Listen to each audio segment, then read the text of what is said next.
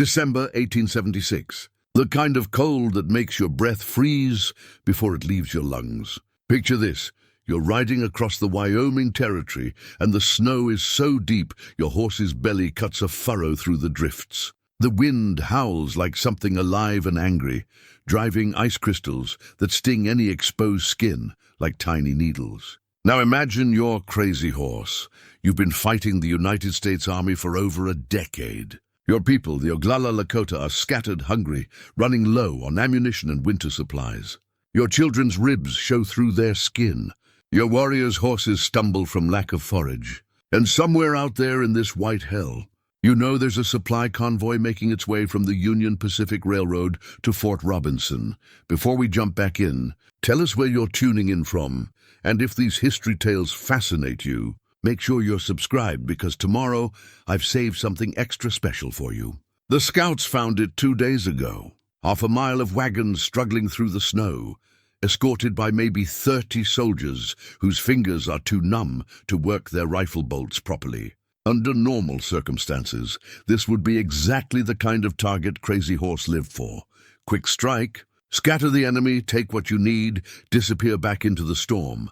But these weren't normal circumstances. Nothing had been normal since the Iron Horse started bringing endless streams of blue-coated soldiers and their supplies into Lakota territory. Crazy Horse signals his warriors. 43 men, the best fighters left in his band. They've done this dance 100 times before. Circle around, hit from multiple directions, create chaos. The difference is, this time they're not just fighting for honor or horses or glory. They're fighting for survival itself. The attack comes like a thunderbolt from a clear sky, except the sky isn't clear. It's a swirling mass of snow and wind that turns the world into a white nightmare. One moment the soldiers are huddled in their wool coats, probably dreaming of warm barracks and hot coffee. The next moment Lakota warriors are among them, like ghosts made flesh. War cries cutting through the howling wind. It's over in minutes. That's the thing about these kinds of fights. All that build-up, all that planning, and then it's finished before you can really process what happened. The soldiers who can still move are running toward the fort, abandoning their precious cargo to save their lives. Smart choice, really. A supply wagon isn't worth dying for, but here's where the story gets interesting. Here's where everything changes. Crazy Horse dismounts and walks to the first overturned wagon. His warriors are already whooping and celebrating, but something makes him pause. Maybe it's the way the wagon creaks in the wind. Maybe it's the sound of splintering wood as the crates inside shift and break open. Or maybe it's just the instinct of a man who spent his entire life reading signs that other people miss. He pries open the first crate. Now, I want you to really think about what he sees. Crazy Horse has lived his entire life in a world where nothing, and I mean nothing, gets wasted. You kill a buffalo, you use every single part. Hide becomes lodge covers, bones become tools, sinew becomes thread, even the tail becomes a fly whisk. His people have perfected the art of making everything count, because that's how you survive on the Great Plains. So when he looks into that first crate and sees row after row of individual soldier rations, each one wrapped, labeled preserved to last for years, it's like looking into an alien world. Each ration weighs 8 pounds. 8 pounds of food for one soldier for 1 day. Let that sink in. In Crazy Horse's band, entire families are surviving on thin soup made from boiled rawhide. And here's enough food for one white soldier for 1 day that weighs more than some of his people eat in a week. He picks up one of the cans. Peaches. From Georgia, according to the label. Think about this. Peaches grown in Georgia, canned in factories, shipped by railroad across half a continent, just so some cavalry trooper at Fort Robinson can have dessert with his dinner. While Lakota children are dying from malnutrition. Another can, condensed milk. Another salted beef from Chicago stockyards. Coffee beans from mountains he's never heard of. Hardtack biscuits that could survive a nuclear winter. And this is just one soldier's ration for 1 day. Crazy Horse calls his warriors over. He wants them to see this. Really see it. Because scattered across the snow around 30 overturned wagons, there are thousands of these individual rations. 30,000 pounds of supplies, according to the manifest he finds blowing in the wind. $15,000 worth of food. More money than most of his people will see in their entire lives. But here's what really gets to him. Here's what makes his blood turn cold despite the December wind. This isn't even a major supply run. According to the papers scattered across the snow, this is just 3 days' worth of food for one regiment.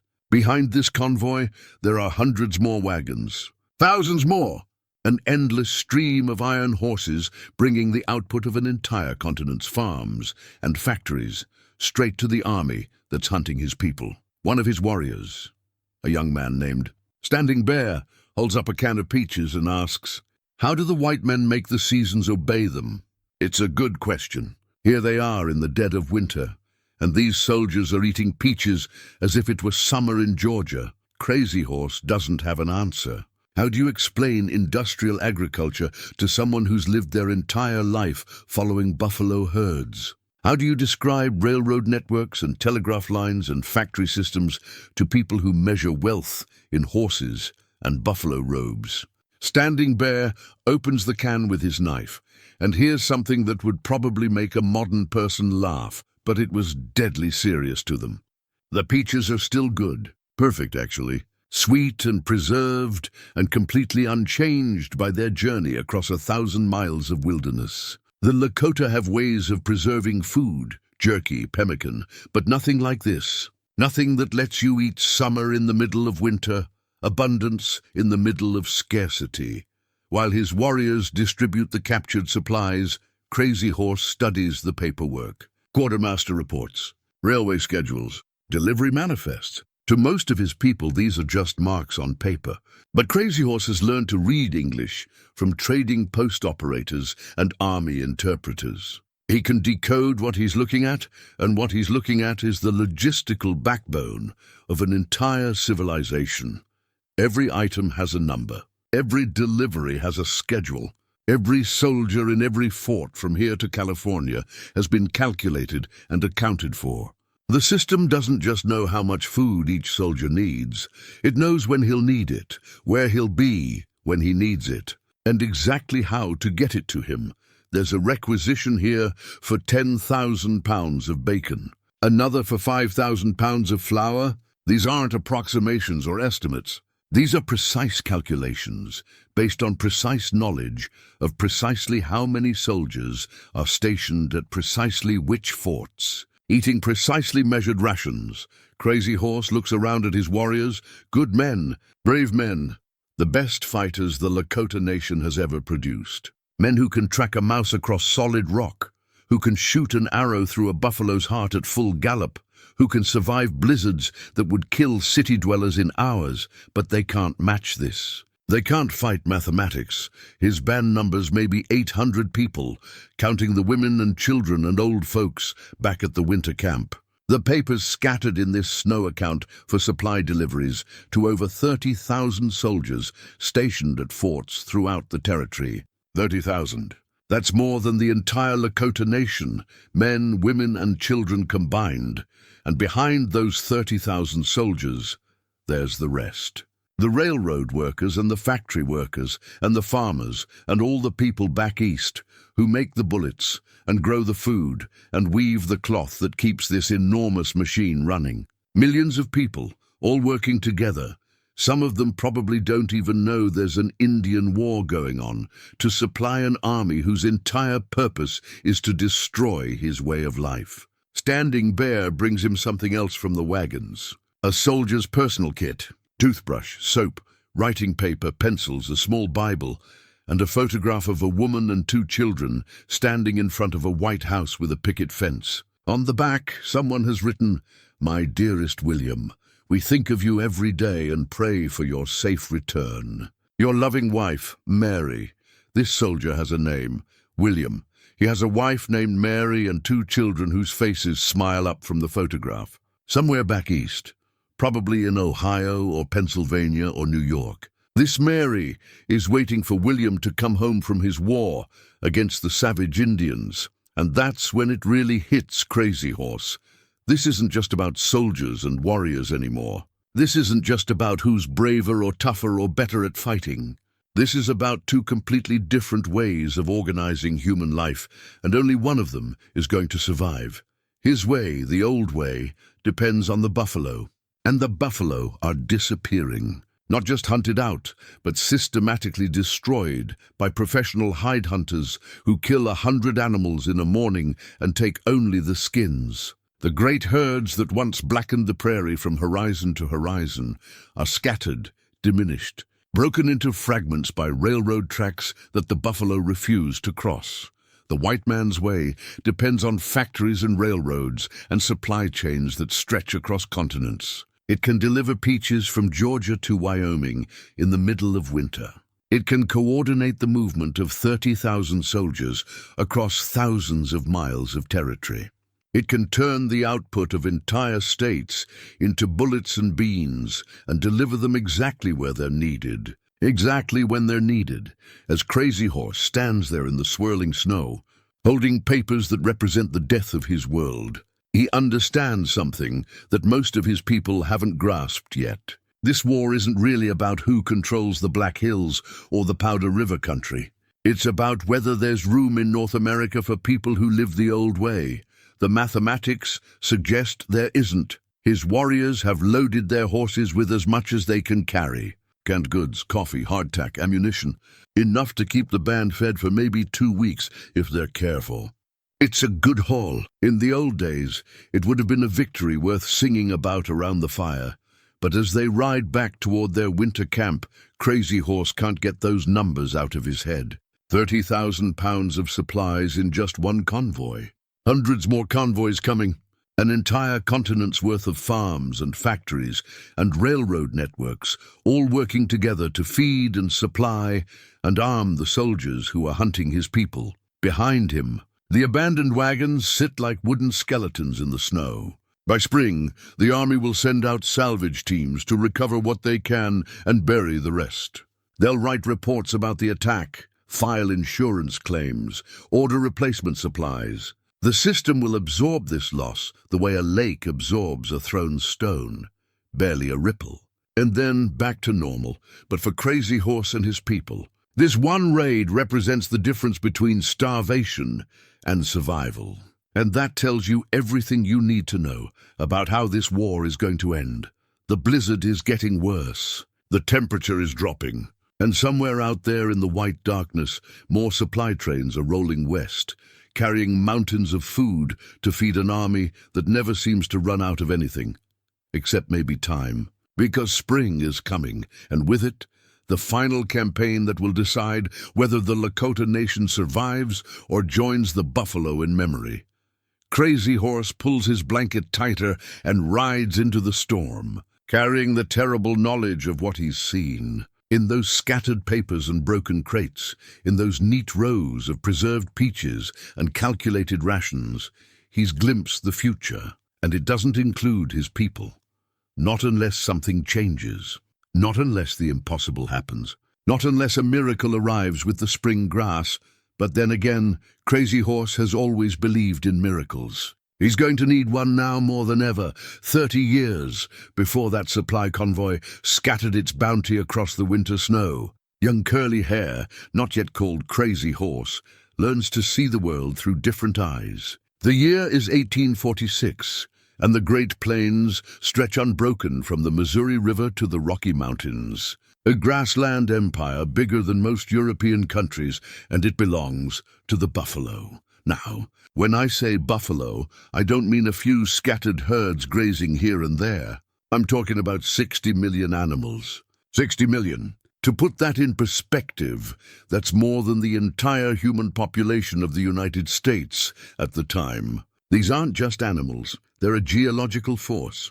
When the great herds move, the earth trembles like an earthquake. When they drink, rivers run dry. When they pass, they leave highways of trampled grass visible from miles away. Young Curly Hair sits his spotted pony on a ridge overlooking the Platte River Valley, watching something that will never be seen again in human history.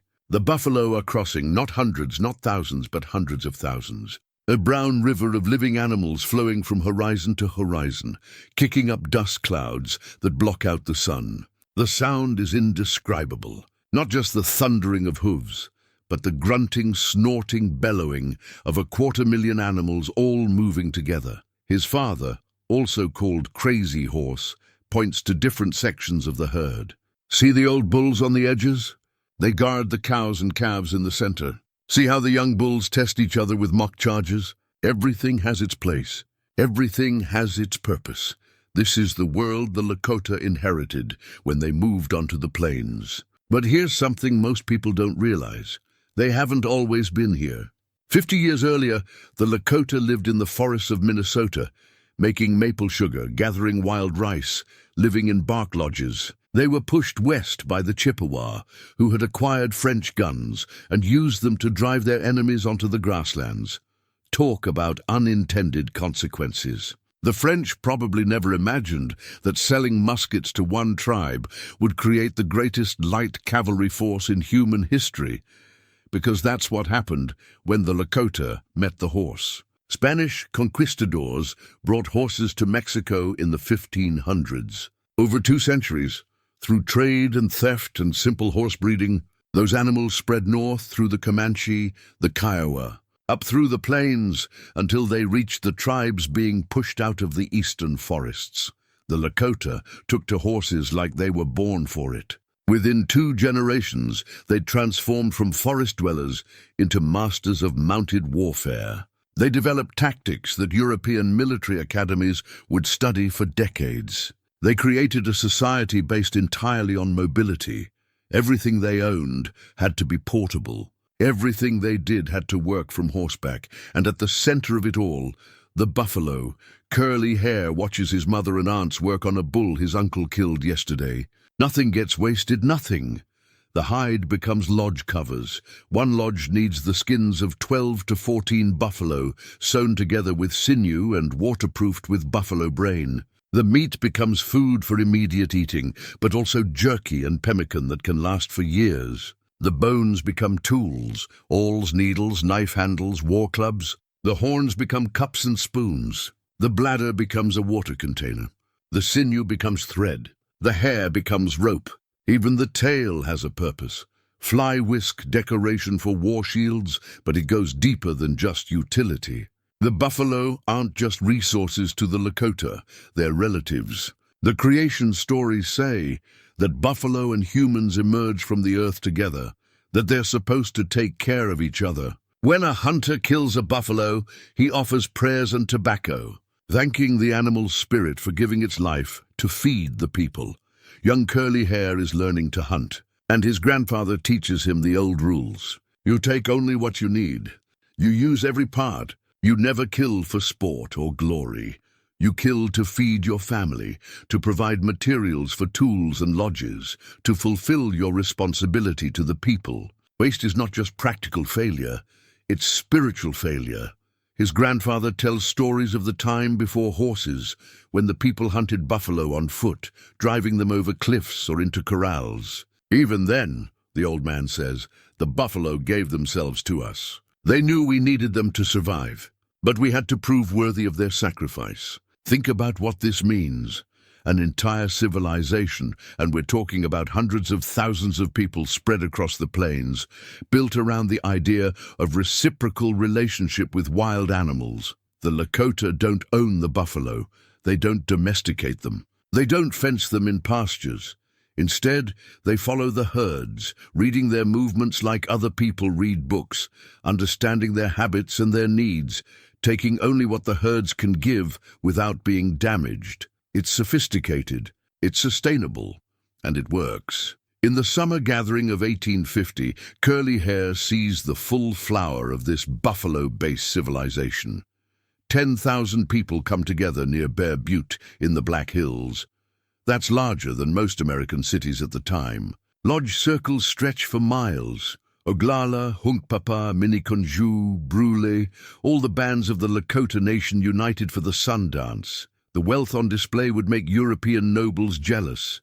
painted lodges with designs that tell the owner's war deeds and spiritual visions. Horse herds numbering in the thousands, Appaloosas, Pintos, solid colors, each animal trained for specific purposes. War horses that respond to knee pressure so warriors can use both hands for weapons. Hunting horses that can run alongside a buffalo and match its speed exactly. Racing horses bred for pure speed, worth a dozen ordinary mounts in trade. The women's artistry rivals anything produced in European courts. Porcupine quill embroidery so intricate it takes months to complete a single shirt. Buffalo robes painted, with geometric designs that encode mathematical principles. Beadwork that uses glass beads traded from Venice, but arranged in patterns that are purely Plains Indian, purely Lakota. During the day, there are horse races, gambling games, courtship rituals. Young men show off their riding skills, hanging off the side of a galloping horse to scoop up objects from the ground. Women compete in their own games. The double ball game, where they use curved sticks to throw a connected pair of balls toward a goal, a game that requires tremendous skill and endurance. At night, there are dances that go on until dawn. War dances, where veteran warriors reenact their battles, complete with enemy war cries and mock combat. Social dances where young people can meet and flirt under the watchful eyes of their relatives. Sacred dances connected to the sun dance ceremony, where men pierce their chests with skewers attached to the sacred pole, dancing until the skewers tear free in a sacrifice of flesh to ensure the buffalo return. Curly hair is still too young for the most sacred ceremonies, but he soaks up everything. The political discussions around the fires, where chiefs debate the best response to the increasing wagon trains crossing their territory. The stories told by the old men, preserving the history and wisdom of generations. The quiet lessons from his uncle Red Cloud, already recognized as a rising leader, about the complex web of alliances and rivalries that hold Plains society together, because it is complex. The Lakota aren't the only people here. The Crow control territory to the west. The Pawnee hold ground to the south. The Cheyenne and Arapaho are sometimes allies, sometimes enemies. Beyond them, the Kiowa and Comanche dominate the southern plains. Each tribe has its own relationship with the buffalo, its own territories, its own ways of organizing society. War is constant, but it follows rules. Young men prove themselves by counting coup, touching an enemy with a decorated stick rather than killing him. Stealing horses is more prestigious than taking scalps. The ideal warrior is brave, but not reckless, successful, but not cruel. Most fights end with honor satisfied, and few casualties on either side. But when necessary, these people can wage total war with devastating effectiveness. The Lakota conquered this territory from other tribes, the Kiowa, the Crow, the Pawnee, through superior tactics, better horses, and strategic alliances. They know how to coordinate the movements of thousands of warriors across hundreds of miles. They've developed communication systems using mirror flashes and smoke signals that can transmit information faster than a galloping horse. Red Cloud explains the political situation to his nephew as they watch the sun set behind the Black Hills. The Americans are building forts along the Oregon Trail. They've signed treaties promising to protect white immigrants passing through Indian territory. But they're also talking about building a railroad to California. And everyone knows that means permanent settlements, not just travelers passing through. The Americans are different from other enemies, Red Cloud says. When we fight the Crow, we fight for horses and glory and hunting grounds. When we fight the Americans, they fight to make us disappear entirely. They don't want to share the land. They want to own it. Curly Hair doesn't fully understand yet. How can anyone own the land? The land owns itself. People can live on it, use it, take care of it, but ownership. That's like claiming to own the sky or the wind. But he's learning. The wagon trains bring not just emigrants, but also traders eager to exchange manufactured goods for buffalo robes. The traders pay well. one tanned robe for a knife, and all a handful of metal arrowheads. The women can hardly keep up with demand. They're working longer hours, processing more hides than their mothers and grandmothers ever imagined. Some of the older women complain that the young ones are forgetting the traditional designs, focusing only on quantity. Some of the men worry about hunting pressure on the buffalo herds near the wagon roads. But the goods are so useful. Metal pots that don't break like clay ones, steel knives that hold their edge, wool blankets that are warmer than buffalo robes and much lighter to carry. Trade brings other things too: measles, smallpox, cholera, diseases that sweep through the camps like prairie fires, killing people who've never seen a white man, who don't even know what hit them. The medicine men's ceremonies can't touch these new sicknesses. The traditional remedies make things worse instead of better. In the winter of 1851, Curly Hair's baby sister dies of the coughing sickness.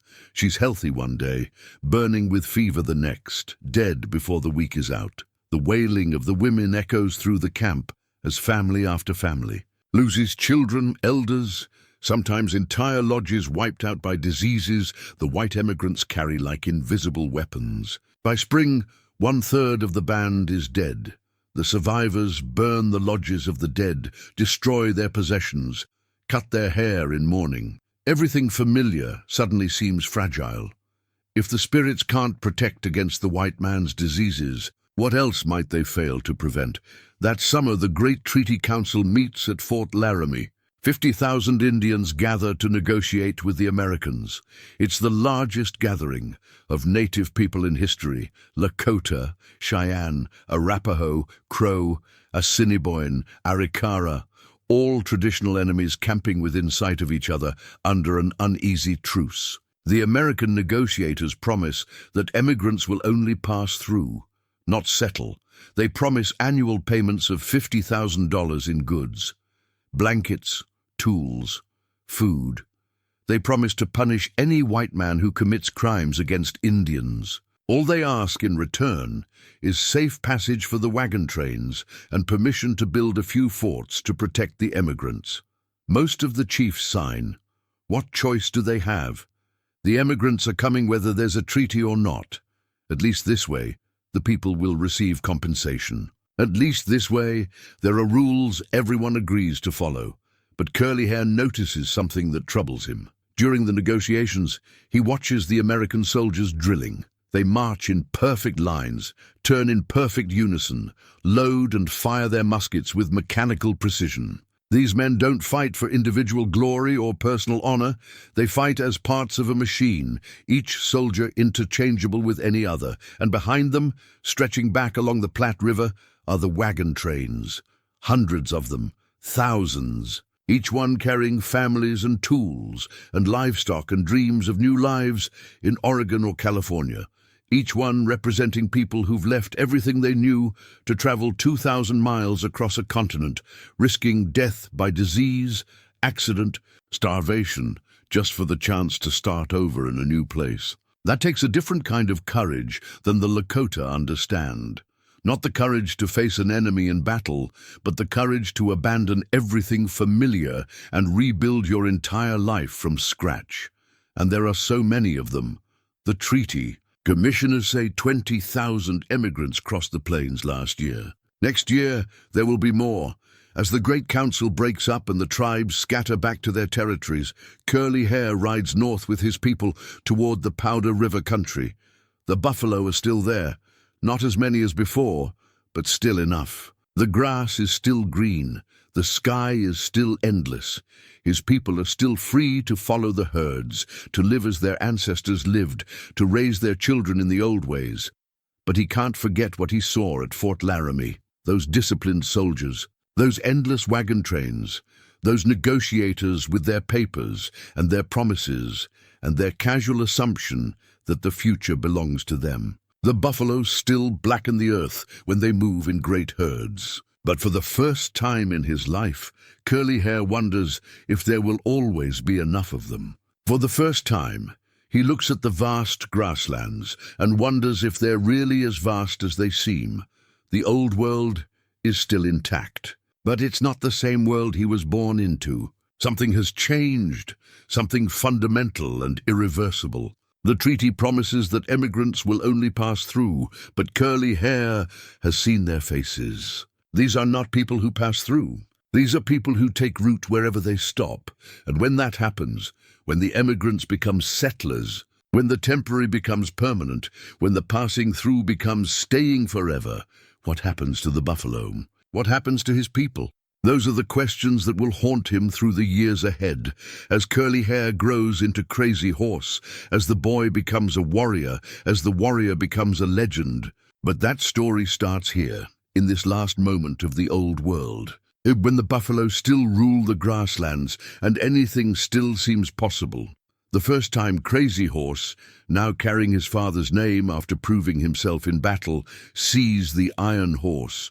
He thinks it's some kind of mechanical buffalo. The year is 1867, and he's scouting the newly completed Union Pacific line where it crosses the Platte River. The locomotive sits motionless on the tracks, black smoke drifting from its stack, looking for all the world like some metal beast at rest. Then it moves. The sound hits him first, not the thunder of hooves, but something entirely alien. The scream of metal against metal. The harsh chuff, chuff, chuff of steam pistons driving wheels bigger than war shields. The thing doesn't run like an animal. It doesn't gallop or lope or canter. It just moves with mechanical inevitability, pulling a string of cars behind it like a mother buffalo trailing her calves. But these aren't calves. They're cattle cars full of longhorn steers from Texas, heading for the stockyards of Chicago. Grain cars loaded with wheat from Kansas farms. Passenger cars carrying emigrants to California. And at the back, a flat car mounted with a rapid-fire gun and manned by soldiers whose job is to shoot any Indian brave enough to approach the tracks. This is what progress looks like in 1867. Steel rails laid across 2,000 miles of prairie, connecting the Atlantic and Pacific Oceans for the first time in human history. The greatest engineering project the world has ever seen, driven by Irish immigrants working west from Omaha and Chinese workers blasting east through the Sierra Nevada mountains and running right through the heart of Lakota Territory, the thing that gets to Crazy Horse, the thing that makes him understand. This isn't just another wagon road, is how the buffalo react to it. Buffalo are basically fearless animals. They'll charge a grizzly bear that threatens their calves. They'll stand their ground against a prairie fire until the flames are almost on them. But they won't cross railroad tracks. Something about the steel rails, the lingering smell of coal smoke, the vibration in the ground from passing trains, it spooks them. Herds that used to migrate freely from Canada to Texas now bunch up on one side of the tracks or the other, afraid to cross. The great circular migration pattern that's existed for thousands of years gets cut in half by two parallel lines of steel. Crazy Horse watches a herd of maybe 5,000 buffalo approach the railroad. They mill around for hours, bulls snorting and pawing the ground, cows calling to calves on the other side of the tracks. Finally, a few brave animals step onto the railbed and immediately jump back as if the steel burned their hooves. The whole herd wheels away, heading north along the tracks, looking for a place to cross that doesn't exist. That's when he knows this war is different from the others his people have fought. The Crow tried to take their hunting grounds. The Pawnee raided their horse herds. The army built forts and sent out patrols. But nobody ever tried to change the land itself. Nobody ever tried to make it impossible for the buffalo to live the way they'd always lived. The railroad doesn't just bring soldiers and settlers. It brings a whole new way of thinking about the world, a way that sees land not as something you live with, but as something you use up. The Irish work gangs follow a system that would make a Lakota war chief proud in its efficiency. Surveyors mark the route. Grading crews level the roadbed. Bridge builders span the rivers. Then come the track layers, setting rails with mechanical precision, 10 miles of track per day when everything goes right. Behind them comes the real invasion. Not just emigrants passing through, but people who come to stay. Railroad towns spring up every 100 miles. Cheyenne, Laramie, Rock Springs, Green River, each one starts as a collection of tents and shanties around a water stop and a depot. Within months, they've got permanent buildings, schools, churches, newspapers, and all of them need food. Lots of it. That's where the professional buffalo hunters come in. Men like Buffalo Bill Cody, who has a contract to provide meat for the railroad construction crews. He's not hunting for hides or tongues or sport. He's hunting to feed thousands of workers, and he's very good at his job. Cody can kill 100 buffalo in a single day, take the best cuts, and leave the rest for the wolves and vultures. But Cody is small time compared to what comes next. Once the railroad is finished, the real slaughter begins. Professional hide hunters arrive with weapons the Lakota have never seen. Long-range sharps rifles that can kill a buffalo at 500 yards. These men don't hunt like Indians, taking one animal at a time with bow and arrow. They set up on hilltops and shoot into herds like they're harvesting wheat. A good hide hunter can kill 50 buffalo in a morning without moving from his position. The key is to shoot the lead cow first. If she falls, the rest of the herd just stands around looking confused instead of running. Then you work methodically through the animals, killing them so fast they don't have time to panic and scatter. Crazy Horse finds one of their camps abandoned for the winter. Thousands of buffalo skulls arranged in neat piles, white bones gleaming in the snow. Hides stacked like cordwood, waiting for spring when the wagons can haul them to the railroad. The hunters have taken only the most valuable parts. Hides for leather, tongues for restaurant delicacies back east. The rest, millions of pounds of meat enough to feed the entire Lakota nation for years, rots where it fell. Its waste on a scale his people can't comprehend. The Lakota have spiritual ceremonies for thanking the buffalo spirits when they take even one animal. What kind of ceremony would you need for this? What kind of prayers could possibly balance the books for this much death? The mathematics are staggering. In 1872 alone, hide hunters ship over 1 million buffalo hides east on the railroad. 1 million. That represents maybe 2 million animals killed, since hunters typically lose about half their kills to spoilage, theft by Indians, or hides too damaged to sell.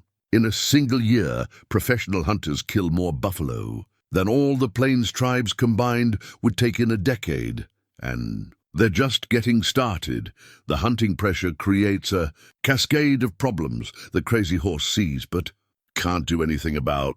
The buffalo, panicked by constant shooting, abandon their traditional migration routes. Instead of moving predictably between summer and winter ranges, they scatter in small, nervous herds that are impossible for the tribes to follow. The Lakota hunting economy, perfected over generations, breaks down almost overnight. Women who used to process 30 or 40 hides per winter for their families now struggle to find even one animal. The elaborate trade networks that connected Plains tribes to forest peoples in Minnesota and mountain peoples in Colorado collapse when the tribes have nothing to trade. War parties that used to fight over horses and hunting territory now fight over the scraps, the few small herds that hide in remote valleys. Too far from the railroad for the hunters to bother with, but the real disaster comes from disease. The emigrants bring more than measles and smallpox. Their cattle carry exotic diseases that jump to buffalo: anthrax, brucellosis, tuberculosis. A buffalo that survives the hunter's rifles might still die from pathogens it has no immunity against. Entire herds just disappear. Dead animals scattered across the prairie with no obvious cause. The tribal medicine men have no explanation. The old ceremonies, the ancient relationships between people and animals, the spiritual compacts that governed Plains life for centuries, none of it works anymore.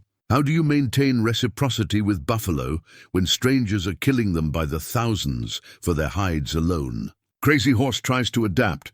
He leads war parties against the hide hunters, driving them away from the last good hunting areas. He burns their camps, destroys their equipment, runs off their horses. Sometimes it works. For a few weeks or months, a particular area stays free of hunters. But they always come back, usually with military escorts and better weapons. The soldiers have orders to protect the hunters. Not because the government particularly cares about the hide trade, but because destroying the buffalo serves a larger strategic purpose. General Sheridan puts it bluntly in his reports to Washington. The buffalo hunters have done more in 2 years to settle the Indian question than the entire regular army has done in 30 years. They are destroying the Indians' commissary. Think about that. The United States Army, the most powerful military force in the world, can't defeat a few thousand Plains warriors in open battle. So instead, they attack the foundation of Plains civilization. They don't need to beat the warriors if they can starve the women and children. It's a strategy that works with terrifying efficiency. By 1875, the Great Southern Herd is essentially extinct. The Kansas Pacific Railroad advertises hunting excursions, where passengers can shoot buffalo from train windows, but there are so few animals left that most tourists go home disappointed. The northern herd, the one that sustained the Lakota and their allies, is under similar pressure from hunters working out of Miles City, and Bismarck docked Crazy Horse's scouts. Bring him reports that sound like fever dreams. Piles of buffalo bones stacked 20 feet high at railroad sidings, waiting to be shipped east for fertilizer. Photographers taking pictures of hunters posed with their kills. Not dozens of animals, but hundreds, arranged in rows like some grotesque military formation. Steam-powered machinery that can process 50 hides per day, turning what used to be sacred lodge covers into industrial leather for machine belts and boot soles. The speed of it all overwhelms traditional responses. Plains warfare depends on mobility, on the ability to strike fast and disappear into the vastness of the grasslands. But the railroad creates a supply line that's essentially impossible to cut. Destroy one section of track, and work crews will repair it within days. Attack a train, and the next one carries more soldiers with better weapons. Worse, the telegraph lines that run alongside the tracks create a communication network faster than any mounted messenger. Military commanders can coordinate their movements across hundreds of miles in real time. When Crazy Horse attacks a supply convoy in Wyoming, commanders in Colorado and Montana know about it within hours and can adjust their own operations accordingly. This is industrialized warfare, and the Lakota are still fighting with bows and arrows. Well, not entirely. The warriors have acquired some modern weapons through trade and battlefield captures. Spencer repeating rifles, Colt revolvers, even a few of the long-range Sharps rifles favored by the buffalo hunters. But ammunition is always a problem. The Army can manufacture millions of cartridges in eastern factories and ship them west by railroad. The Lakota have to capture ammunition or trade for it bullet by precious bullet, and even when they have modern weapons, they lack the industrial infrastructure to maintain them. A broken rifle means finding a white gunsmith willing to work on it, usually at trading posts controlled by men sympathetic to the government's policies. Worn-out gun parts can't be replaced. Complex mechanisms that seem miraculously reliable in the hands of soldiers break down quickly under the harsh conditions of plains warfare. Crazy Horse adapts his tactics to these new realities. Instead of the traditional mass charges that worked against other tribes, he develops hit-and-run techniques designed to minimize casualties while maximizing psychological impact. His warriors become masters of what would later be called guerrilla warfare, small units striking without warning, then melting back into terrain they know better than any map. But guerrilla warfare only works if you have somewhere to retreat to, and that safe territory is shrinking every year. The Army builds new forts along every major river: Fort Fetterman, Fort Laramie, Fort Robinson. Each fort controls hundreds of square miles around it, patrolled by cavalry units that know the country almost as well as the Indians do. Some of these soldiers are Indian fighters by profession, men who've spent years learning to think like their enemies, to predict their movements, to turn their own tactics against them. Others are Civil War veterans accustomed to large-scale campaigns involving thousands of men and massive logistical support. They bring an organizational sophistication to frontier warfare that the tribes can't match. By 1876, Crazy Horse faces a strategic situation that would challenge the greatest military minds in history. His people are scattered across hundreds of miles of increasingly dangerous territory. Their food supply is disappearing. Their ammunition is running low. Their enemies have superior numbers, better weapons, and an unbreakable supply line stretching back to the industrial centers of the East. And still, somehow, he has to find a way to protect his people and preserve their way of life. The great irony is that just as the traditional plains economy collapses, government officials start talking about teaching the Indians to become farmers. The same railroads that brought the buffalo hunters also bring agricultural equipment, seeds, and farming instructors to the reservations. The message is clear. Give up hunting, give up following the herds, give up the nomadic life. Settle down on individual farmsteads and learn to raise corn and wheat like civilized people. To the Lakota, this isn't just a change of occupation. It's spiritual suicide. The sacred directions, the seasonal ceremonies, the complex relationships between people and land that define their identity, all of it depends on mobility, on following the buffalo, on maintaining the ancient patterns that connect them to their ancestors and their gods. But as Crazy Horse watches the last great herds scatter and dwindle, as he counts the growing number of his people who are hungry more often than not, as he sees young warriors leaving to surrender at the agencies because their families need the government food rations, he begins to understand that the choice may not be his to make. The iron horse keeps coming, carrying more settlers, more soldiers, more hunters. The telegraph wires keep humming with messages that coordinate the movements of his enemies. The steel rails keep dividing the buffalo ranges into smaller and smaller fragments, and somewhere in the distance, Crazy Horse can hear the sound that will eventually define this whole conflict. The mechanical rhythm of the railroad, steady and implacable, carrying the future into his world, whether he wants it or not. The question is no longer whether the old way of life can survive. The question is whether anything of his people will survive the transition to whatever comes next. The vision comes to him on a hilltop overlooking the Powder River, in the middle of a 4-day fast that leaves him weak and hallucinating from hunger. Crazy Horse is 24 years old, and he's been fighting the army for 8 years without a clear understanding of his own medicine, his own spiritual power. Now, as he watches the sun set on the 4th evening, the thunder beings finally speak. They show him a rider on a dancing horse, moving through a storm of bullets and arrows without being touched. The rider takes no scalps, counts no coups, seeks no personal glory. He fights only to protect the people. His face is painted with lightning. His hair flows loose and long, and hail spots mark his body like sacred scars. When he rides into battle, nothing can kill him. This is his destiny. This is his medicine. Crazy Horse comes down from that hill transformed, not just spiritually but tactically. The vision doesn't just promise personal protection. It reveals a completely new way of fighting the army. Instead of the traditional plains warfare based on individual heroics and hand-to-hand combat, he begins developing coordinated group tactics that use the warrior's superior mobility and knowledge of terrain. The first test comes in December 1866, and it will go down in military history as the Fetterman Massacre.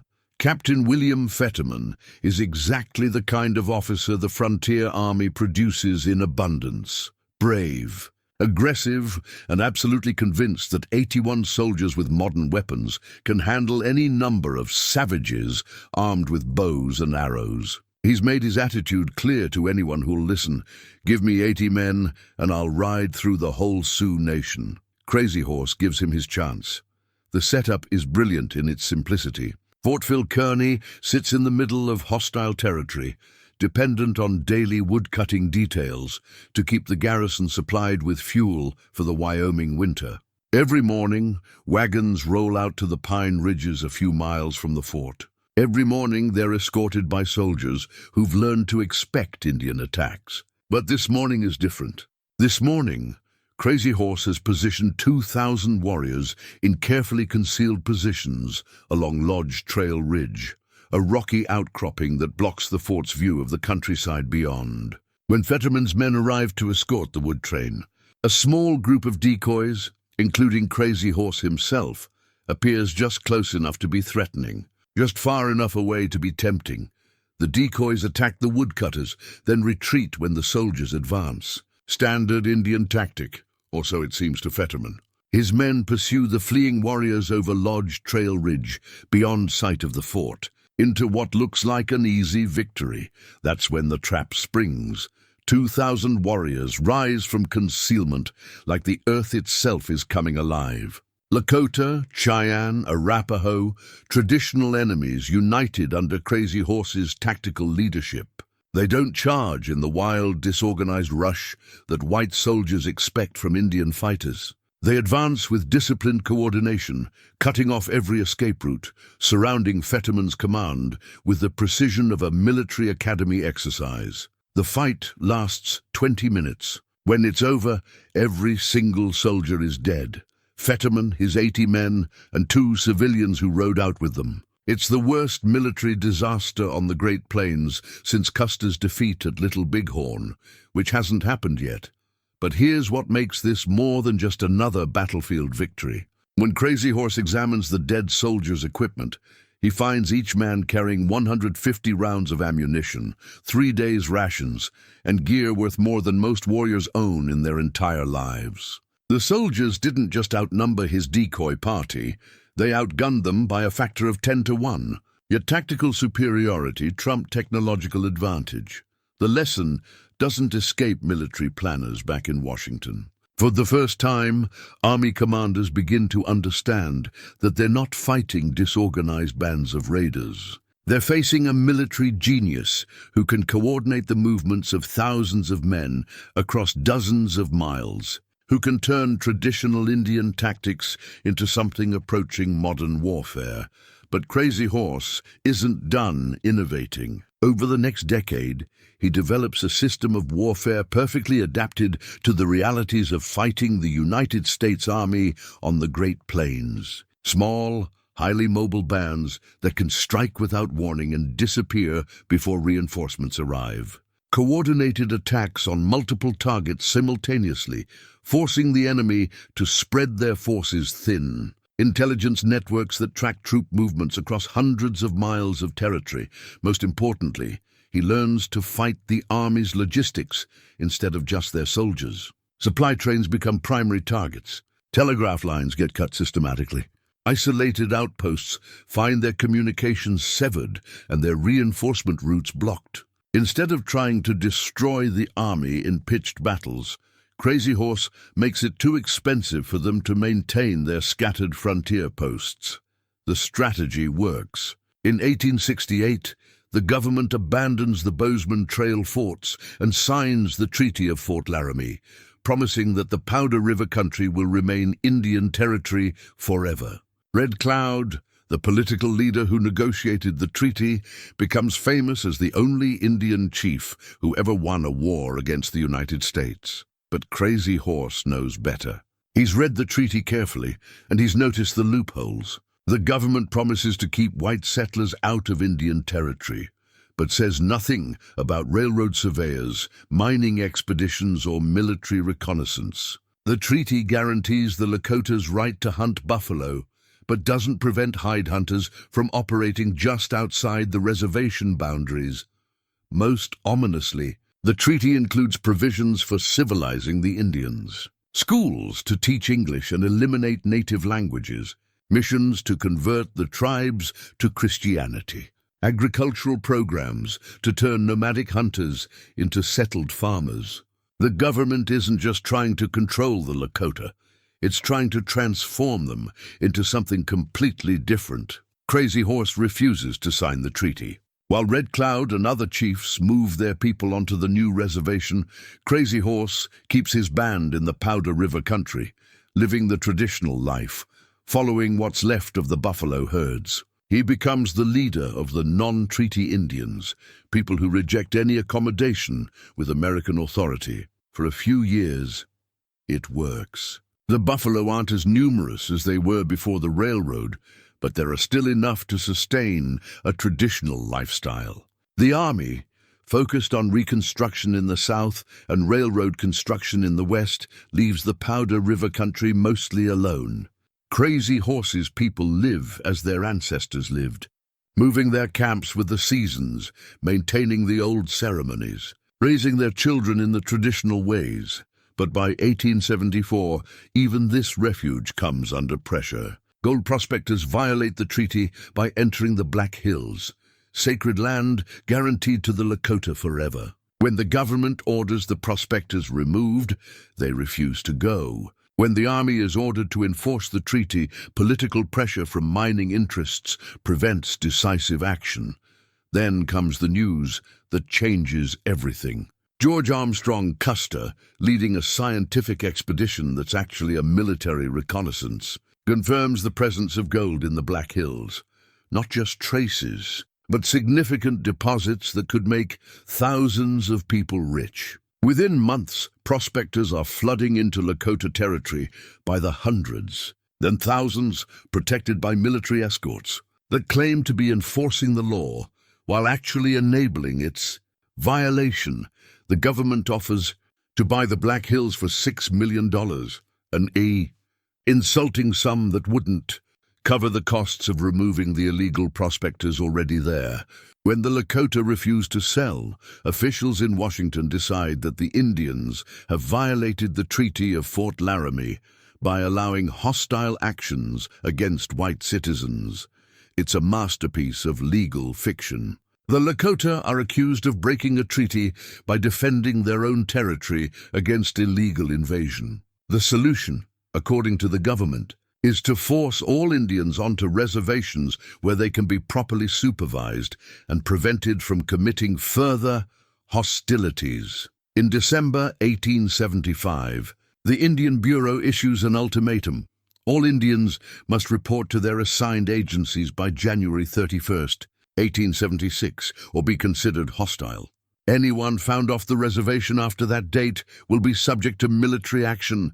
Crazy Horse doesn't even bother to respond. His people are scattered across the Powder River country in winter camps, following the buffalo and living as they always have. Even if he wanted to comply with the order, moving entire villages across hundreds of miles of snow-covered territory in the middle of a Wyoming winter would kill more people than any military campaign, which is probably the point. The ultimatum isn't really meant to bring the Indians onto reservations. It's meant to justify the war that's already been decided upon in Washington. By making compliance practically impossible, the government creates the legal pretext for the military solution they wanted all along. On February 1st, 1876, Crazy Horse and his people are officially designated as hostiles. 3 columns of soldiers begin converging on the Powder River country. General Crook from the south, Colonel Gibbon from the west, General Terry with Custer from the east. The plan is simple: catch the non-treaty Indians between the 3 forces and crush them in a coordinated campaign. But Crazy Horse has spent the winter preparing for exactly this scenario. His scouts track every movement of the approaching columns. His messengers carry word to Sitting Bull, to the Northern Cheyenne, to every band willing to fight rather than surrender. For the first time since the early days of the Indian Wars, the Plains tribes unite in common cause. As spring arrives and the grass grows tall enough to support the horses, thousands of Indians begin gathering in the valley of the Little Bighorn River, not just warriors, but entire families, men, women, children, old people, all committed to defending their way of life against the final American assault. It's the largest gathering of Plains Indians in history. 6,000 people, maybe 7,000. More importantly, it includes 1,500 experienced warriors armed with the best weapons they can acquire: repeating rifles, revolvers, even some of the Army's own carbines captured in previous fights. And leading them all, the strange, quiet war chief who never takes scalps, never seeks personal glory, but fights with a medicine so strong that bullets seem to pass through him like he's made of smoke and lightning. The battle itself unfolds on June 25th, 1876, like something from the old stories. Custer divides his forces, attacks a camp of 10,000 people with just 600 soldiers, and refuses to wait for the other columns to arrive. It's tactical arrogance on a scale that would be comical if it weren't so deadly. When Custer's men top the ridge overlooking the Little Bighorn Valley and see the massive village spread out below them, they should have retreated immediately. Instead, they attack. Crazy Horse leads the charge that breaks Custer's line. Not the wild, disorganized rush that white officers expect from Indian fighters, but a disciplined cavalry assault that would impress European military observers. Warriors armed with repeating rifles and military carbines, many, captured from previous battles, poor disciplined, fire into the panicking soldiers while mounted. Reinforcements cut off every escape route. In less than an hour, Custer and 268 of his men are dead. The other half of his regiment, under Major Reno, barely escapes across the river and spends 2 days pinned down on a hilltop, fighting for their lives against warriors who could finish them any time they choose. But here's the thing that haunts Crazy Horse as he examines the battlefield afterward. The dead soldier's equipment tells a story that few people understand. Each trooper carries enough ammunition to fight a small war, 200 rounds per man, plus what's in the supply trains. They have the latest model carbines, manufactured in government arsenals and shipped west by railroad. Their horses are grain-fed and specially selected for military service. Most telling of all, they have food. Lots of it. Hardtack, bacon, coffee, sugar, canned goods, enough to feed Custer's entire command for weeks of campaigning. One trooper's saddlebags contain more calories than an entire Lakota family sees in a month.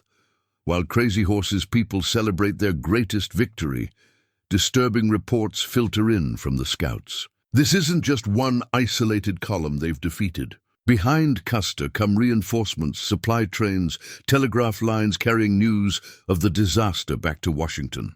Within weeks, additional regiments will be rolling west on the Union Pacific. The newspapers back east will scream for vengeance. Politicians who barely knew there was an Indian war will now demand total victory. Congress appropriates emergency funding for the largest military operation in the West since the Civil War.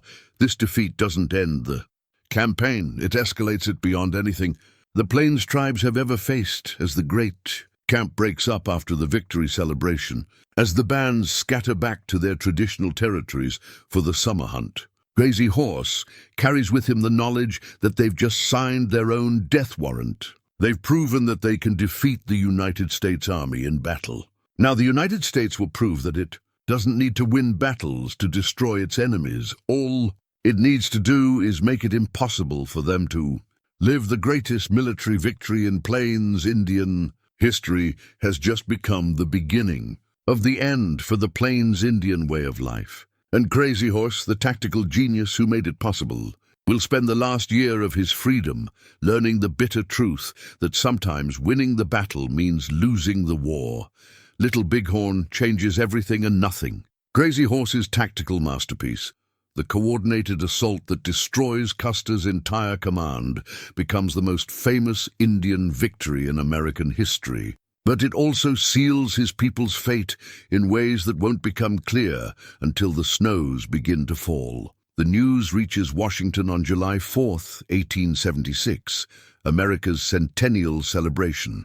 While the nation parties in Philadelphia, telegraph operators tap out the details of the worst military disaster since the Civil War. 268 soldiers dead. The boy general himself, George Armstrong Custer, killed along with his entire immediate command. The newspapers call it a massacre. Politicians call it a national humiliation. But General Sheridan, commanding the division of the Missouri, calls it an opportunity. Within days, reinforcements are rolling west on every available train. Not just cavalry regiments, but artillery units, infantry companies, supply trains carrying enough material to support a major campaign. This isn't going to be another limited frontier operation. This is going to be total war, waged with all the resources of an industrial nation. Sheridan applies lessons learned during his march through Georgia in the Civil War. If you can't defeat an enemy army in the field, You destroy its ability to fight by attacking its sources of supply. The Lakota depend on buffalo, so the buffalo must be eliminated. They depend on mobility, so their horses must be captured or killed. They depend on winter camps for survival, so those camps must be found and destroyed. It's a strategy of deliberate starvation, and it begins immediately. Crazy Horse watches the signs all through the summer of 1876. More soldiers than anyone has ever seen, moving in coordinated columns that sweep back and forth across the plains like a giant net. But they're not trying to find the Indian camps, not yet. They're driving the buffalo away from traditional hunting grounds, forcing the herds into areas where the tribes can't follow safely. The buffalo, already diminished by years of hide hunting, scatter into small groups that are almost impossible for the traditional hunting parties to track. When Crazy Horse's scouts do locate a herd, they often find cavalry patrols nearby, watching for Indian hunters. The soldiers have orders to prevent any significant harvest by driving the animals away, or if necessary, shooting them to deny the meat to hostile Indians. By autumn, the mathematics are becoming clear. Where the great summer gathering at Little Bighorn fed 7,000 people on abundant buffalo, the scattered bands struggling through the fall hunt can barely feed themselves. Women who used to process 30 or 40 hides per winter for their families now struggle to find even one animal. Then winter arrives early, and with it comes Colonel Mackenzie.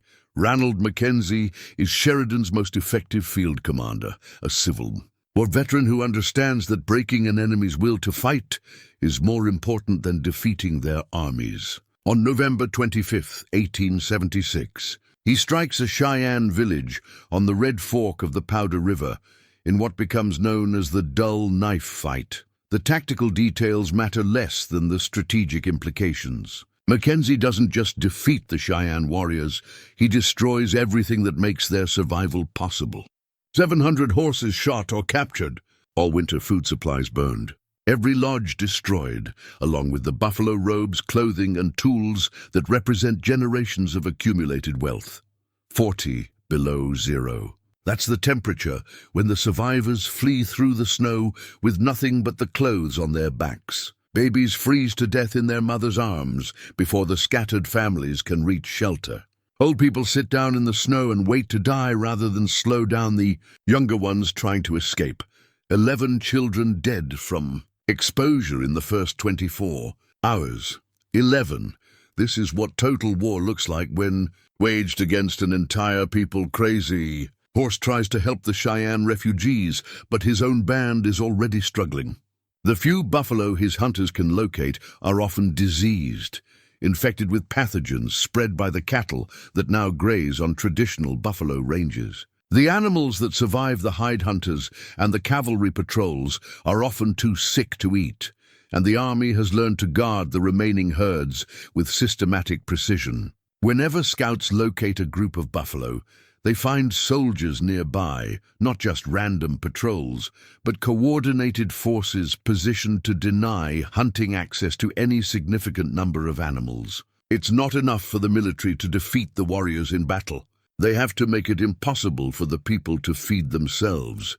By December, Crazy Horse's people are eating their horses. Not all of them. They need some animals for mobility and warfare, but the old ones, the injured ones, the ones too weak to carry a rider in combat. Horse meat isn't buffalo. It doesn't provide the fat and protein that plains people need to survive harsh winters. It's survival food, the kind of thing you eat when everything else is gone. The children suffer first. Their ribs begin to show through winter clothing that's increasingly patched and thin. The old people give up their share of food so the young ones can eat, then quietly slip away from the fires to die in the cold rather than burden their families. Women boil parfleche bags, rawhide containers, to extract whatever nutrition they can from the glue between the layers. Think about that for a minute. These are people who, just 6 months earlier, celebrated the greatest military victory in Plains Indian history. Warriors who outfought and outmaneuvered the United States Army in open battle. Now they're reduced to boiling leather bags for soup. Crazy Horse watches his own daughter grow weak and listless, her eyes too large in a face that's becoming skull-like from malnutrition. His wife tries to keep nursing their infant son, but her milk is drying up from her own hunger. Around the fires at night, the old songs sound hollow, performed by people too weak to give them proper voice. The winter camps, normally places of warmth and storytelling and spiritual renewal, become exercises in simple survival. Families crowd together in lodges to share body heat. People sleep most of the day to conserve energy. The elaborate social customs that define Lakota culture, the visiting, the gift-giving, the formal ceremonies, gradually disappear as everyone focuses on finding enough food to last another day. And still, the army keeps coming. General Miles, operating out of Fort Keogh, sends out patrols, even in the worst weather. His soldiers, supplied by regular freight deliveries from the railroad, have warm clothing, adequate food, and an inexhaustible supply of ammunition. They don't need to defeat Crazy Horse's warriors in battle. They just need to keep them moving, prevent them from establishing secure winter camps, force them to use up their remaining resources in constant flight. It works with mathematical precision. Every time Crazy Horse's scouts find a sheltered valley where the band might survive the winter, army patrols appear within days. Every attempt to hunt the scattered buffalo results in skirmishes that cost precious ammunition and horseflesh. Every raid on military supply trains, increasingly desperate attempts to capture food and warm clothing, brings swift retaliation against the civilian camps. Here's what gets me about this whole situation. The soldiers pursuing Crazy Horse's band through the winter snow are living better than most American civilians. Their supply trains carry not just military necessities, but luxuries: canned peaches, condensed milk, coffee, sugar, tobacco. A single cavalry patrol carries more food in their saddlebags than Crazy Horse's entire band sees in a week. The contrast is deliberate. Sheridan wants the Indians to see the abundance that flows through American supply lines while they starve in the snow. It's psychological warfare designed to break their will to resist. Every captured army supply list, every glimpse of well-fed soldiers, every comparison between military plenty and Indian want drives home the same message: you cannot outlast us. We have the resources of an entire continent. You have nothing. By February 1877, the arithmetic of survival has become undeniable. Crazy Horse leads maybe 800 people, including women, children, and elderly. They possess perhaps 200 functioning horses, most of them weakened by poor forage and overwork. Their ammunition is nearly exhausted, maybe 50 rounds per warrior, barely enough for one significant fight. Against them, the army can field thousands of soldiers, supported by an unbreakable supply line stretching back to the industrial centers of the East. Every unit in the field receives regular resupply by railroad and wagon train. Every fort maintains warehouses stuffed with more provisions than the Indians have seen since the buffalo disappeared. The messages from other bands tell the same story everywhere. Sitting Bull has led his people north toward Canada, choosing exile over starvation. Dull Knife and Little Wolf, the great Cheyenne chiefs, are negotiating surrender. Red Cloud, secure on his agency with government rations, sends word that Crazy Horse should come in before his people starve to death in the snow. The final blow comes when his scouts report that the army has found and destroyed his last winter supply cache, thousands of pounds of jerky and pemmican hidden in a secret valley, meant to feed his people through the hungry months until spring. The soldiers didn't just take the food, they burned it, leaving the ashes scattered across the snow like a funeral pyre for the old way of life. That night, sitting by a fire that gives more light than heat, Crazy Horse makes the decision that tears his heart apart. He will surrender, not because he's been defeated in battle. His warriors are still unbeaten, still capable of fighting. Not because he's lost faith in his medicine or his cause, but because the children are dying, and no military victory is worth watching babies starve to death in their mother's arms. The runners go out with the white flag. carrying word to Fort Robinson that the last free war chief of the Lakota is ready to talk. The message they carry is simple. Crazy Horse will bring his people in. But he wants assurance that they'll be fed, that the children will have warm clothing, that families won't be separated. He's asking for the basic necessities of life that should be guaranteed to any people. Even in defeat, the negotiations take weeks. Army officers who've spent years trying to capture or kill Crazy Horse now find themselves arguing about beef rations and blanket distributions. There's something almost surreal about the whole process. The greatest war chief of the plains, the man who destroyed Custer and defeated the United States Army in open battle, reduced to bargaining for enough food to keep his children alive. But that's what this war has become. Not a contest between warriors, but a struggle between two economic systems. One based on industrial production and continental logistics, the other based on sustainable hunting and seasonal migration. In 1877, there's no question which system is more powerful. On May 5, 1877, Crazy Horse leads his people into Fort Robinson, 899 souls, possessing among them 2,000 ponies but little else. As they ride through the gates, soldiers count them like inventory. So many men of fighting age, so many women and children, so many horses to be confiscated or sold. The surrender ceremony mixes dignity with humiliation. Crazy Horse hands over his Winchester rifle and his war pony to General Crook, who promises fair treatment, perhaps even employment as an army scout. But the reservation system demands complete transformation. Warriors must become farmers, nomads must stay in one place. Hunters must wait for government beef issues every 2 weeks.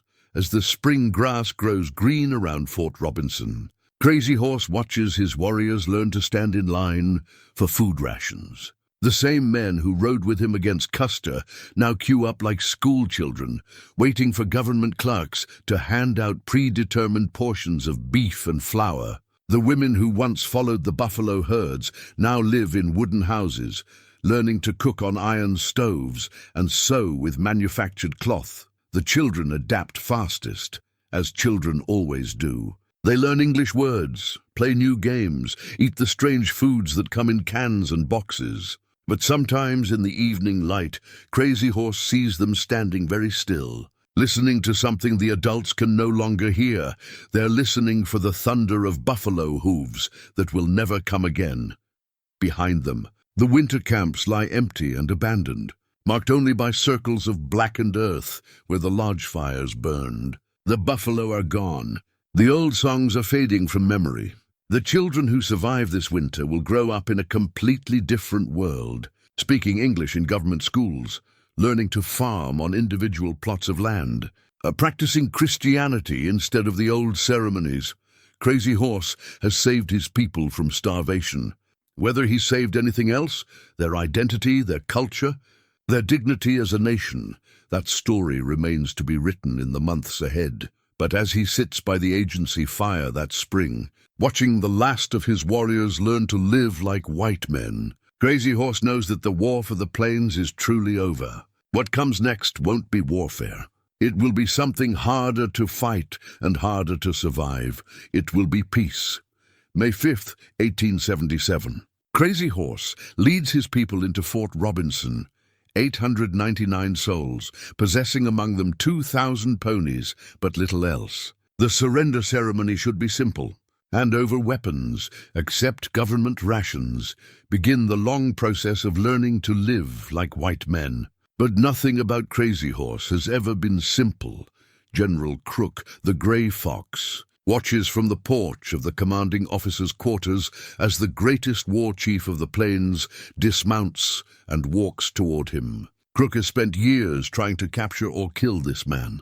Now he's trying to figure out how to keep him alive long enough to be useful, because that's what this is really about. The government doesn't just want Crazy Horse's surrender, they want his endorsement. His name attached to treaties, his voice telling other holdout bands to come in peacefully, his presence on reservation rolls, proving that even the most defiant Indians can be civilized, given proper guidance and incentives. The handover is almost anticlimactic. Crazy Horse presents his Winchester rifle, a weapon he captured from dead soldiers at the Rosebud fight, and his war pony, a paint horse trained to respond to knee pressure so precisely that rider and animal moved like one creature in battle.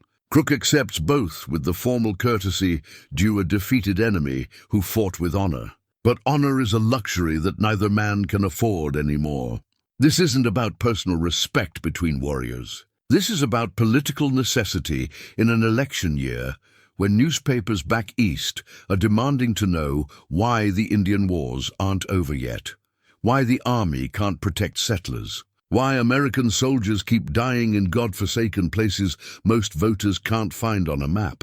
Crook explains the new reality as gently as he can. Crazy Horse and his people will be settled at the Red Cloud Agency, where they'll receive the same rations and government services as other reservation Indians. The men will learn farming and useful trades. The children will attend school and learn English. Everyone will adopt Christian names and Christian ways. In return, the government asks only for cooperation. No more war parties, no more raids on settler farms or military supply trains, no more speeches about the old ways or the sacred nature of the Black Hills.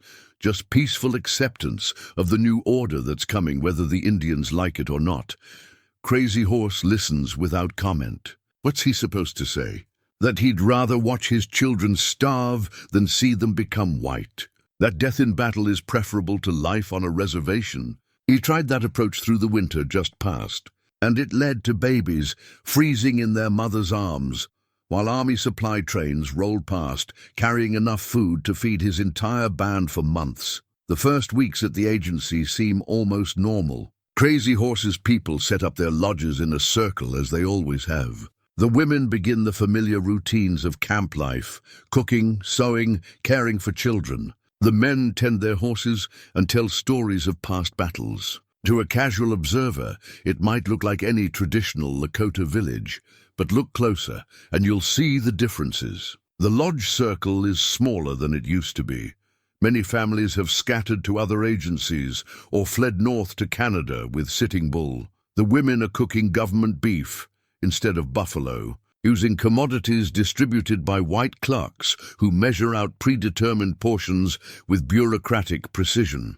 The men's stories grow shorter each day, as if the past itself is shrinking under the weight of an unbearable present. And there are rules. So many rules that nobody can keep track of them all.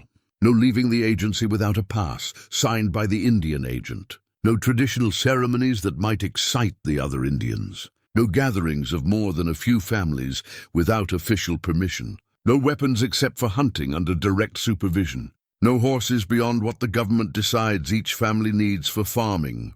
Farming, that's the word that follows Crazy Horse everywhere during those first months. Government instructors arrive with plows and seeds and pamphlets explaining how former nomads can become productive agricultural citizens. They talk about individual land ownership, crop rotation, soil improvement. They use phrases like self-sufficiency and moral uplift and preparation for citizenship. To the Lakota, it's like being told to breathe underwater. These are people who've spent generations following buffalo herds across hundreds of miles, reading the weather in cloud formations, finding their way by stars and wind patterns. Now they're supposed to stay in one place, break the earth with metal tools, plant seeds in rows, and wait months for a harvest that might or might not come. But the real challenge isn't agricultural, it's political. The reservation system creates a hierarchy that has nothing to do with traditional Lakota leadership. Government-appointed chiefs receive larger rations, better houses, and official recognition. Traditional leaders who refuse to cooperate find their influence diminishing as their followers drift toward those who can deliver tangible benefits.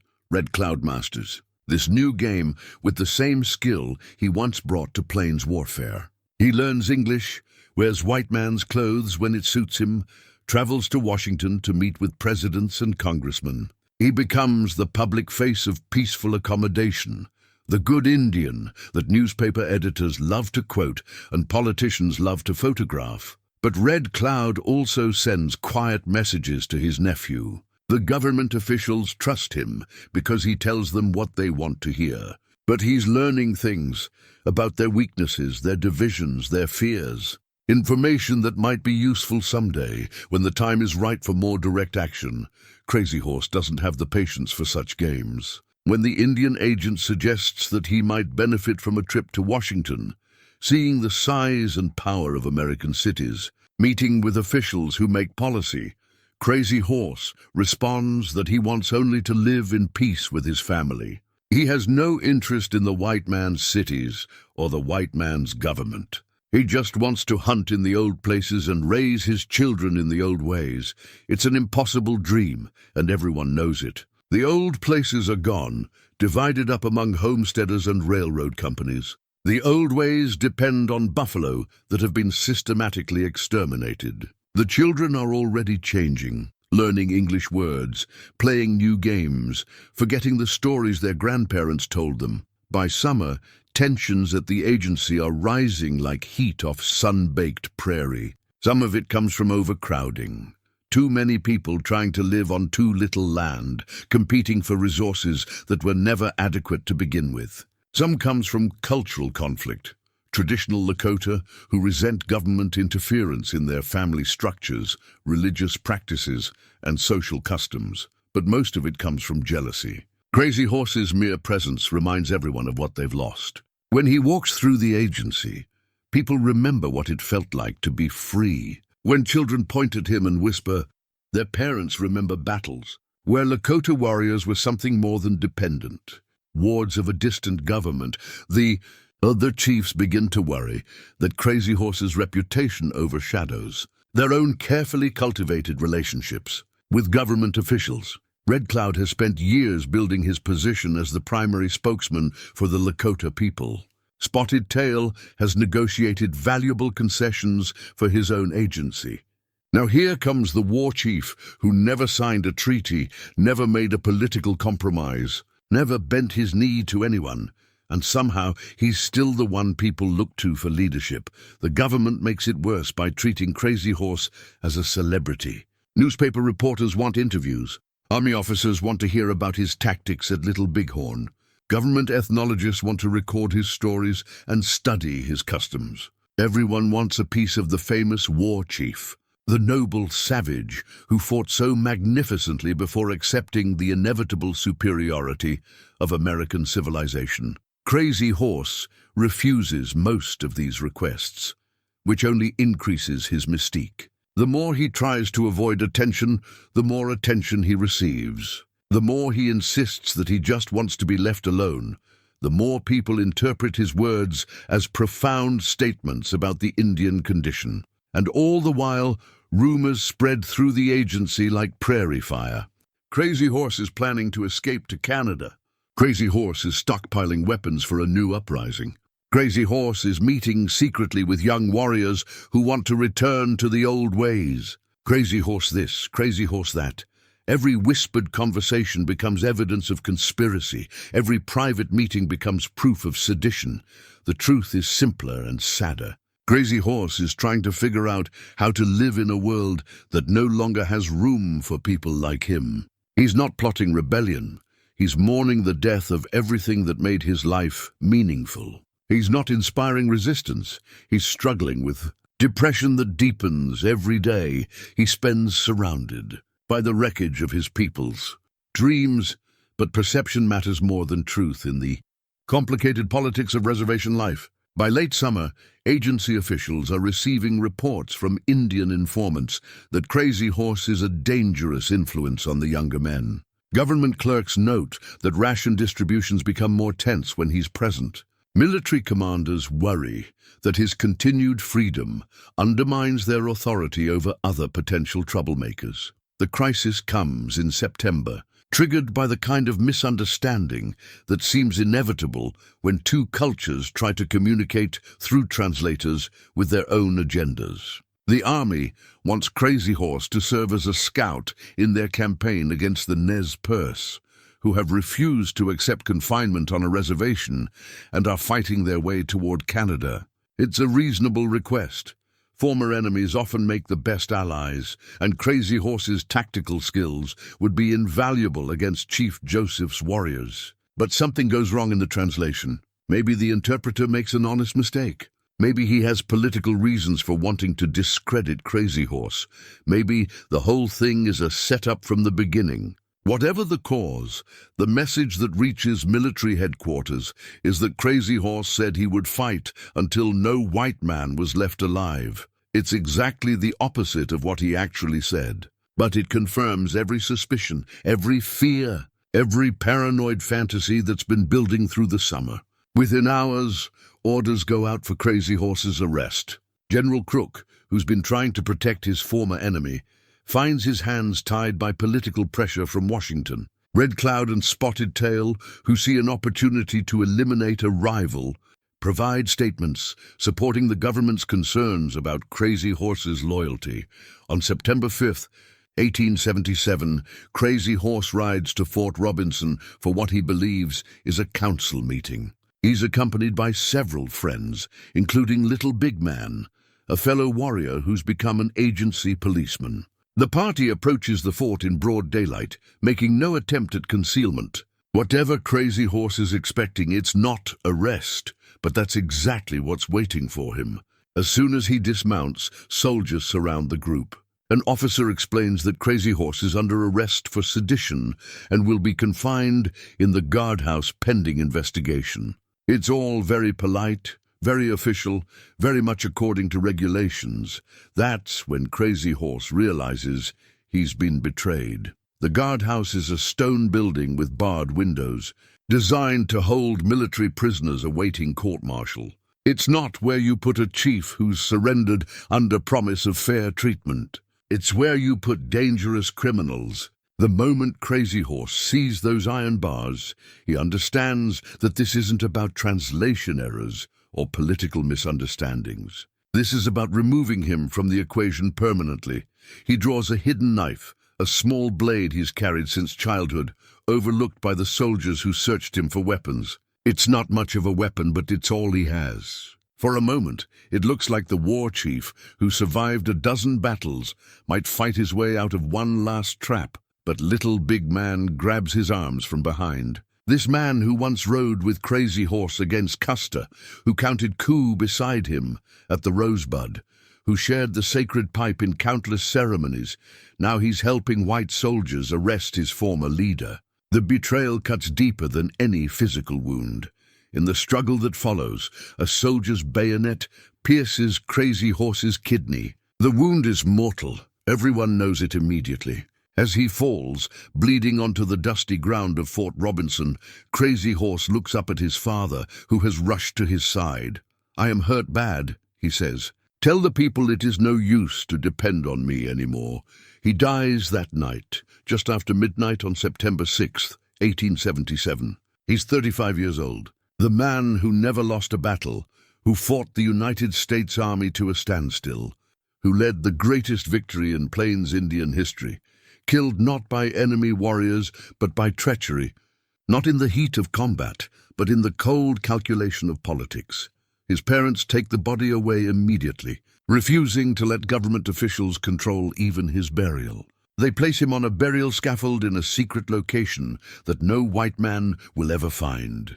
The exact spot remains unknown to this day, hidden somewhere in the land he fought to defend. Protected by silence that his people have maintained for nearly 150 years. The official reports describe Crazy Horse's death as an unfortunate accident during a lawful arrest. The newspapers call it the end of Indian resistance on the northern plains. Military commanders express regret that a great warrior met such an ignoble end, but note that his removal eliminates a dangerous source of unrest among the reservation population. But for the Lakota people, something else dies with Crazy Horse that night. Not just a war chief or a political leader, but the last living symbol of their independence. As long as he was alive, even confined to a reservation, the possibility remained that somehow, someday, the old ways might return. His death closes that door forever. The children who watched him walk through the agency, who pointed and whispered his name, who saw in him a connection to the time when their people were free. Those children will grow up in a world where such freedom is not even a memory, but a story told by grandparents who are themselves forgetting what it felt like to follow the buffalo across an endless grassland. Within days of his death, the process accelerates. Traditional ceremonies are banned more strictly. Children are taken from their families to attend boarding schools hundreds of miles away. The Lakota language is forbidden in official settings. Even the names of the old leaders are erased from government records, replaced by English equivalents that bureaucrats can pronounce and spell.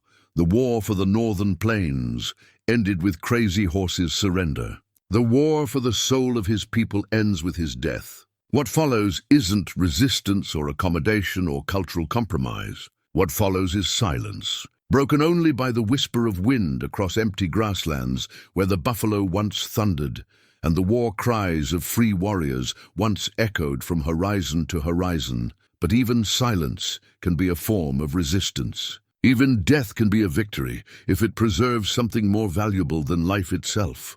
And in the secret place where Crazy Horse rests, protected by his people's love and loyalty, something endures that all the government policies and military campaigns and cultural assimilation programs can never quite destroy. The spirit of a man who would rather die free than live in chains. The memory of a time when being Lakota meant something more than standing in line for government rations. The promise that someday, somehow, the thunder beings who spoke to him in his vision will speak again to his descendants, reminding them who they really are beneath the names and clothes and customs that the conquerors have forced upon them. That's the real victory at Fort Robinson. Not the death of Crazy Horse, but the birth of a legend that will outlive every government that tries to suppress it, every policy designed to erase it, every generation that thinks the Indian Wars are finally, permanently over after Crazy Horse's death. The transformation accelerates with mechanical precision. By 1883, just 6 years later, professional hunters complete the buffalo's extinction, shipping the last carloads of bones eastward for fertilizer. The Northern Pacific Railway advertises tourist excursions to shoot buffalo from train windows, though passengers find only scattered bones whitening under the prairie sun. Think about that timeline. In 1870, 60 million buffalo roamed the Great Plains. By 1883, there are maybe a few hundred left, scattered in zoos and private preserves. 13 years. That's all it took to erase a species that had dominated North America for thousands of years. It's ecological destruction on a scale that makes modern environmental disasters look like minor accidents. The Lakota, once lords of millions of acres, find themselves confined to reservations comprising less than 1/10 their former territory. The Great Sioux Reservation, established by the Treaty of Fort Laramie, gets carved up piece by piece as Congress discovers new reasons to break old promises. The Black Hills, sacred center of the Lakota world, become a mining district where hydraulic cannons blast away entire mountainsides in search of gold. What's left is dependent on government rations that are consistently below promised quantities and quality. The beef issue becomes a grotesque parody of buffalo hunts.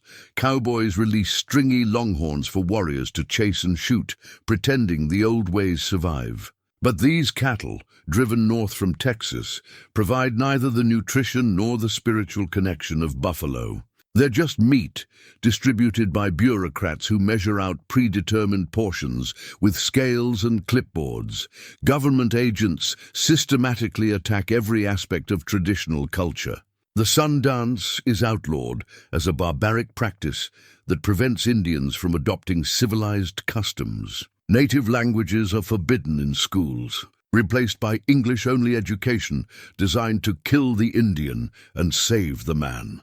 Children as young as 5 are taken from their families to attend boarding schools hundreds of miles away, where they're beaten for speaking Lakota and forced to adopt white names, white clothes, white religion.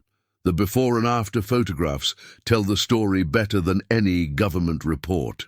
On the left, long-haired children in traditional dress, faces serious but unafraid.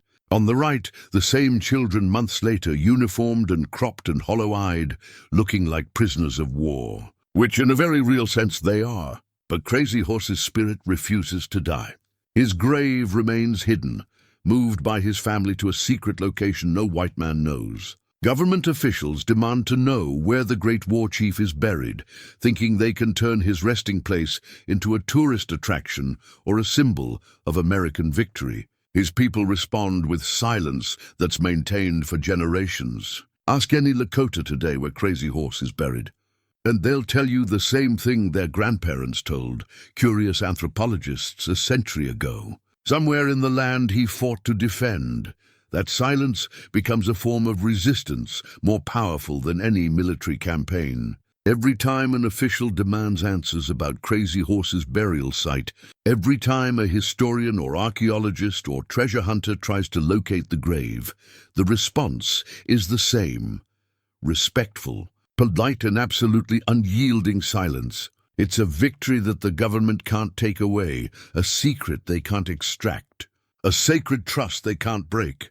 In 1890, 13 years after Crazy Horse's death, something extraordinary happens. A new spiritual movement spreads across the reservations, promising the return of buffalo and the disappearance of whites if people dance and believe. The ghost dance, taught by a Paiute prophet named Wovoka, offers hope to people who've almost forgotten what hope feels like. The movement terrifies government authorities who remember Crazy Horse's influence. Here's what gets me about their reaction. They're afraid of Indians dancing. Not fighting, not raiding, not attacking settlements, dancing, holding hands in circles, singing songs, expressing faith that their dead relatives will return and their old way of life will be restored. But the authorities understand something that modern people often miss. Culture is more dangerous than weapons. A man with a rifle can kill a few enemies. A people who remember who they are can survive anything. The ghost dance reminds the reservation Indians that they're more than dependent wards of a distant government. They're the children of warriors and buffalo hunters, the inheritors of a proud tradition that stretches back to the beginning of time.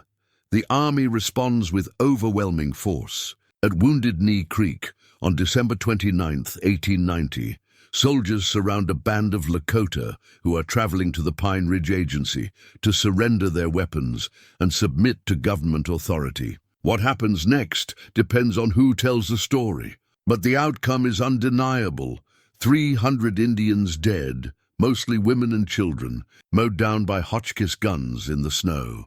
The newspapers call it the last battle of the Indian Wars. Military commanders claim it was necessary to prevent a general uprising, but anyone who examines the evidence sees it for what it really was: a massacre of unarmed people whose only crime was believing. The dancing could bring back their dead. 20 Congressional Medals of Honor are awarded to soldiers who participated in the killing. 20 for shooting women and children who were trying to surrender. It's like awarding medals for winning a fight against kindergartners. But even Wounded Knee can't kill the deeper resistance. Through the 20th century and into the 21st, Crazy Horse's name inspires new generations of activists and leaders. In 1973, members of the American Indian Movement occupy Wounded Knee for 71 days.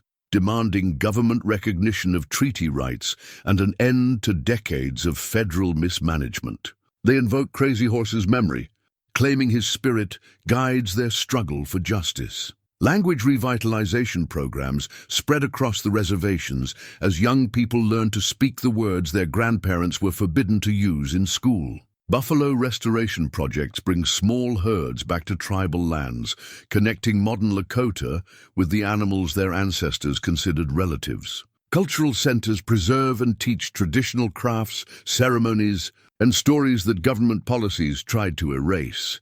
The mountain carving of Crazy Horse, larger than Mount Rushmore, slowly emerges from Thunderhead Mountain in the Black Hills. Started in 1948 by sculptor Korczak Ziolkowski, the monument grows year by year as workers blast away tons of granite.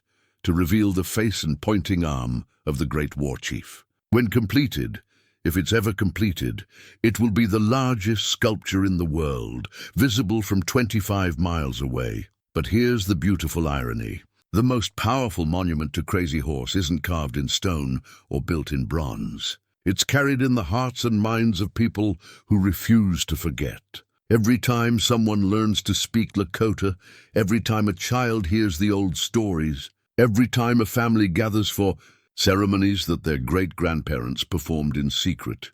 That's a victory Crazy Horse would recognize, because this was always about more than military conquest or political control.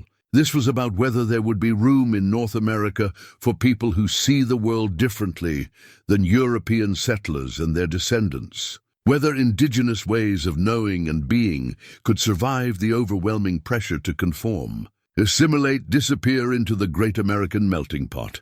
The answer is yes, but only because people like Crazy Horse were willing to die for principles larger than their own survival. Only because parents continued teaching their children the old ways, even when it was illegal. Only because grandmothers kept speaking the old language, even when schools punished children for understanding it. Only because communities maintained their connections to sacred places, even when the government declared those places public land or private property. Today, if you drive across the Great Plains, you'll see a landscape that would be unrecognizable to Crazy Horse. Interstate highways where buffalo trails used to run. Wheat fields where prairie grass used to wave. Shopping centers and subdivisions where Lakota camps once gathered for sun dances and horse races and courtship ceremonies. But you'll also see something he would recognize. Reservation communities where the Lakota language is spoken by children who've never forgotten their real names. Powwows where dancers wear traditional regalia and move to rhythms their ancestors knew by heart. Ceremonies where people still offer prayers and tobacco to spirits that industrial civilization insists don't exist. You'll see young people learning to read the weather in cloud formations and find their way by stars, even though GPS makes such skills technically obsolete. You'll see elders teaching traditional plant medicine to grandchildren who understand that some kinds of knowledge can't be reduced to chemical formulas. You'll see families gathering for buffalo feasts that connect them to relatives they've never met, but who lived and died on the same land centuries ago. And if you're very lucky, if you're quiet and respectful and patient, you might catch a glimpse of something else. The spirit of resistance that animated Crazy Horse, that sustained his people through the darkest years of cultural suppression, that continues to inspire new generations of leaders who understand that being indigenous means something more than having the right ancestry or living on the right side of an arbitrary boundary line. It means remembering that human beings are part of the natural world, not separate from it or superior to it. It means understanding that some things are sacred and can't be bought or sold or traded or developed for economic gain. It means believing that 7 generations in the future matter as much as quarterly profits today. Those are the truths that Crazy Horse died defending. Not just the right of his people to hunt buffalo or live in tipis or follow traditional migration routes, but the right to see the world through indigenous eyes, to organize society around indigenous values, to pass on indigenous wisdom to children who will face challenges their ancestors never imagined. The war for the Northern Plains ended in 1877. The war for indigenous survival continues today, fought not with rifles and war ponies, but with language immersion programs and cultural centers and legal challenges to pipeline projects that threaten sacred sites. It's a different kind of warfare, but it requires the same courage that Crazy Horse showed when he charged into the face of impossible odds, because the odds are still impossible. Indigenous people remain a tiny minority in North America, politically marginalized and economically disadvantaged, struggling to maintain their identities in a dominant culture that ranges from indifferent to actively hostile. The forces arrayed against them Corporate interests, government bureaucracies, popular misconceptions are every bit as overwhelming as the industrial war machine that destroyed the buffalo and conquered the plains. But they're still here, still dancing, still singing the old songs, still telling the old stories, still teaching their children to be proud of who they are and where they come from, still believing that resistance and survival are the same thing, that culture is more powerful than conquest, that some victories can only be measured across generations, in those scattered bones whitening under the prairie sun, in those empty grasslands where the buffalo once thundered, in that silence where war cries once echoed from horizon to horizon.